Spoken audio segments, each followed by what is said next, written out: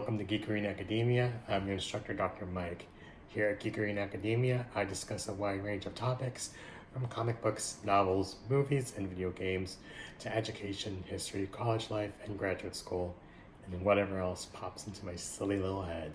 So thank you for joining me in this organized chaos. And today I'm discussing grad school seminars and how the hell to survive them. So those of you who already survived your first semester have probably figured out these tips out for yourselves. But if you haven't learned yet, or you haven't started graduate school yet, then hopefully this helps. Here's the first thing I want you to know. The seminars are complete BS. Everyone is faking everything they know, at least most of it. Here's what I mean. You're sitting there thinking your peers read every line of the readings and are so intelligent that they understood everything and have all these complex thoughts. The truth is, they're making it all up. They probably read all of the articles, but for the books, they probably only read the introduction and maybe a book review or two, if that. So it isn't so much that your peers are wildly intelligent, it's more that they're better at faking it than you are.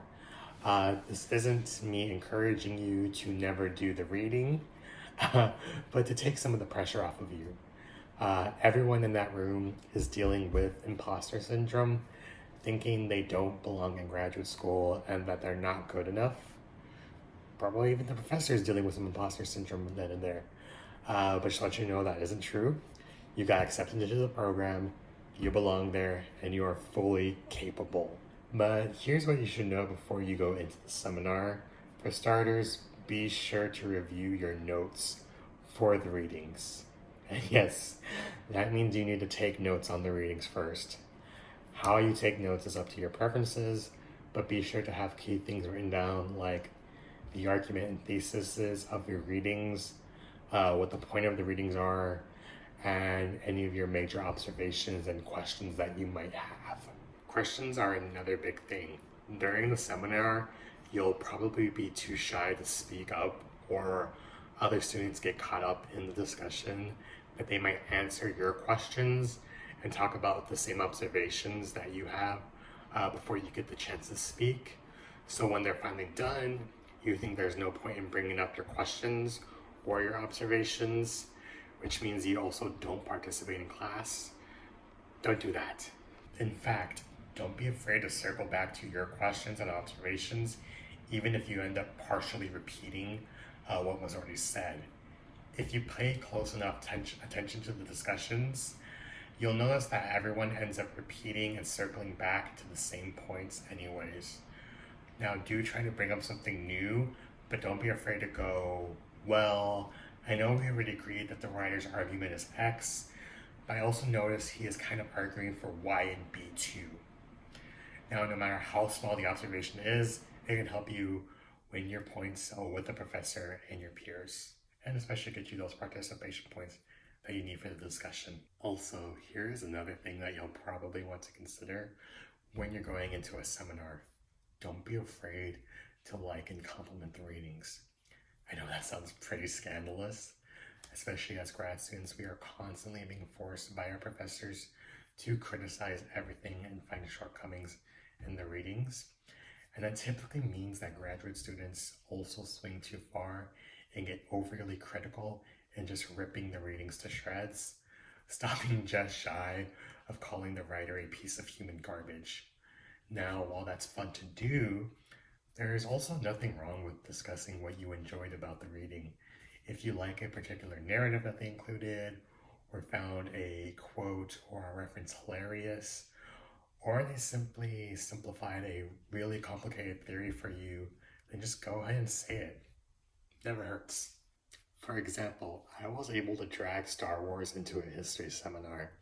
So our class was discussing the politics of the archive, and the book we read had made a reference to the Clone Wars movie when discussing the archives and how the archivist told Obi-Wan that if something doesn't exist in the archives, then it doesn't exist at all.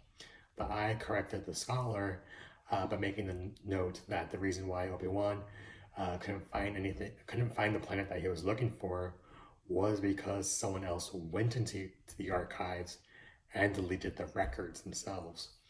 So that led us into a 10-minute discussion about archivists removing records from the archives for a variety of reasons and its consequences on academic research. So we talked about things like an archivist's personal bias or bigotry towards a particular topic, or because nobody used those records in years, or because they just had to make room for newer materials at the archives, so they checked what wasn't being used.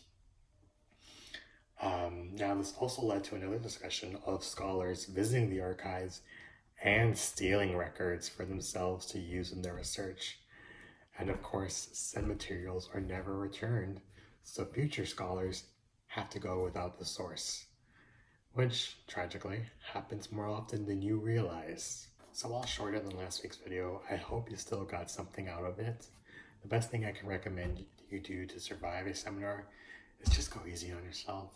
And remember that you belong and have something to offer. Now, don't be afraid to speak up, even if you're basically repeating what someone else already said. And if you have any other questions about graduate school seminars, then leave some comments. I'll get back to you and maybe make another video going into more detail about the seminars or other topics about graduate school. So that's it for today. Thank you for joining me, and I hope to see you next time. I post videos every Tuesday and Thursday. You can also follow me on TikTok, Twitter, and Tumblr.